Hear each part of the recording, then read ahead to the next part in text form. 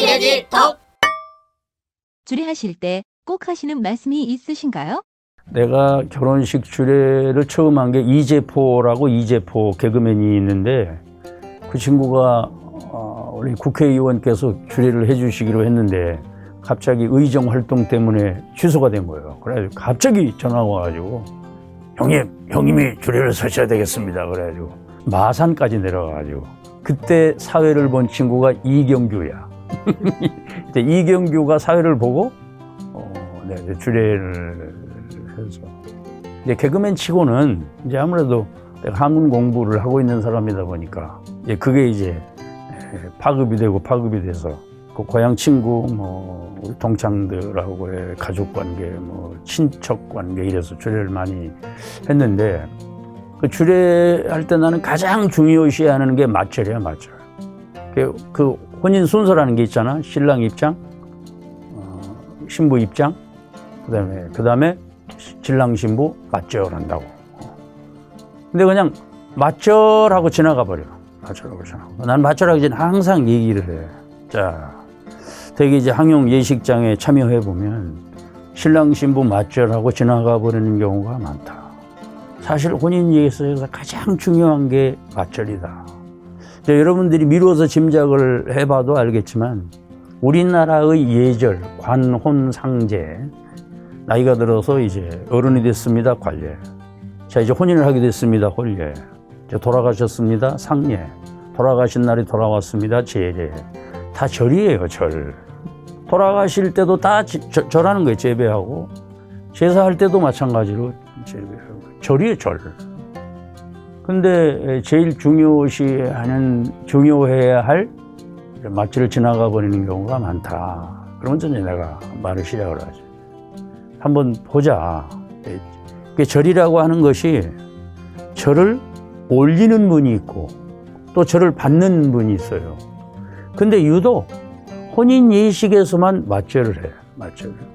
근데 절이라고 하는 것은 몸 중에 가장 중요한 머리. 몸 중에 머리가 가장 중요해요. 그걸 존두사상이라고 그래요. 존두사상. 우리는 동양고래로 존두사상이 있어가지고 군사부, 임금이나 스승이나 부모, 그리고 경전장, 존경하는 어른 외에는 고개를 숙이지 않게 돼 있어. 단재 신채호 선생은 얼마나 이 존두사상이 이 몸에 배신 분이었는지 이 양반은 세수할 때 머리를 숙이지 않았대. 그리고 세수할 때 물을 이렇게 하는 거, 물을 이렇게.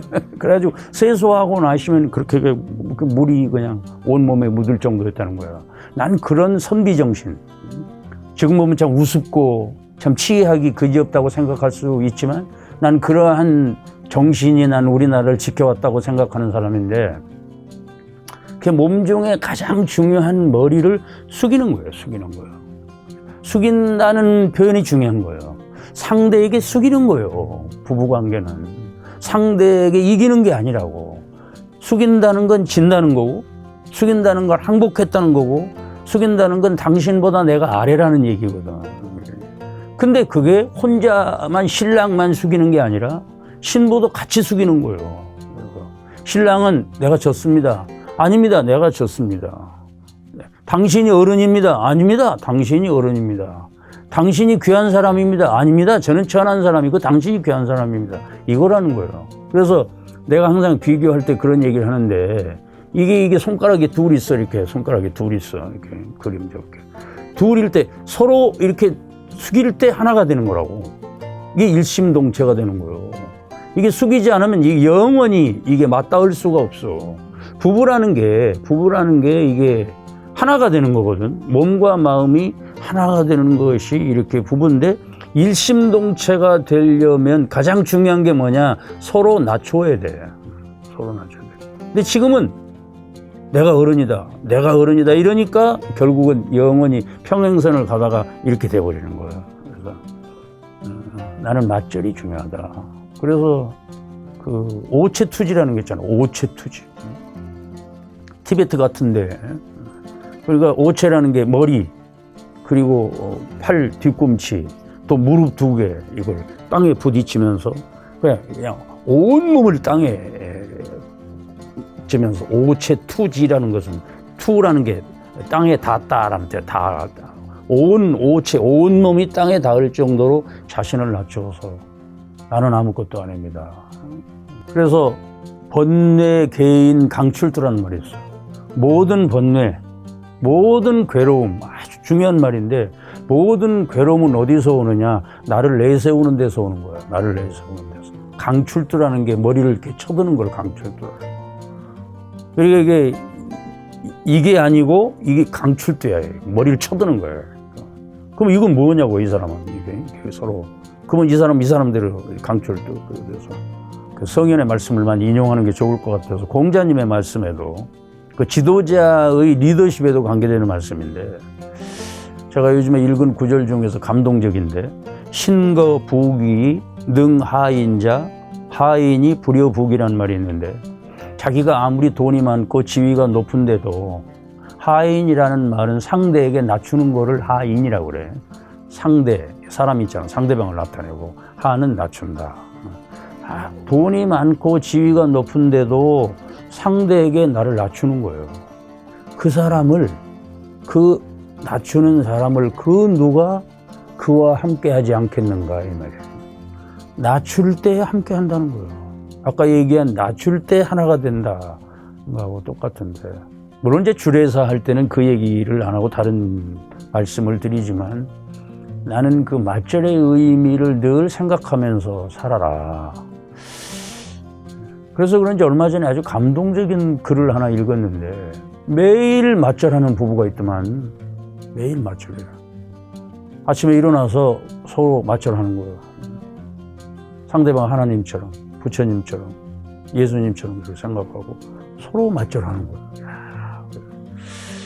저런 가정에 무슨 번뇌가 있을 것이며 내가 잘못했다는 거 아니야. 모든 것은 내 탓이라는 거 아니야. 다 낮추는 거니까. 아니에요. 내 탓이에요. 아니에요.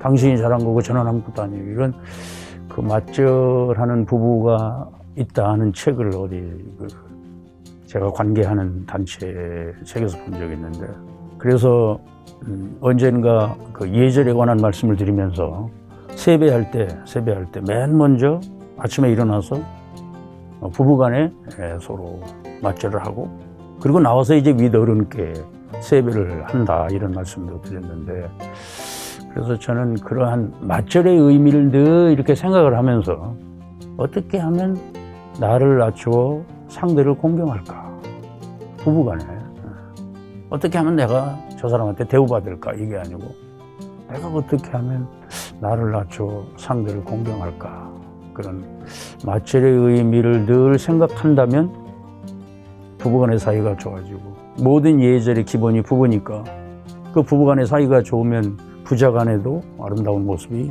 형성이 될 것이고 그래서 가정이 화평해지고 또 가화만사성이라고 가정이 화목해지면 또 사회가 아름다워지고 그래서 이 나라가 국태민안 그러는데 말로만 국태민안 할 것이 아니라 나라가 이렇게 따뜻하고 포근해지려면 부부간에 가장 중요한 예시여 근 부부란 말이 있는데 모든 예절의 출발은 부부간이니까 그런 부부간에 맞절을 하는 그런 마음 자세가 이렇게 확산이 된다면 세상은 더 아름다워지지 않을까 이런 생각을 합니다.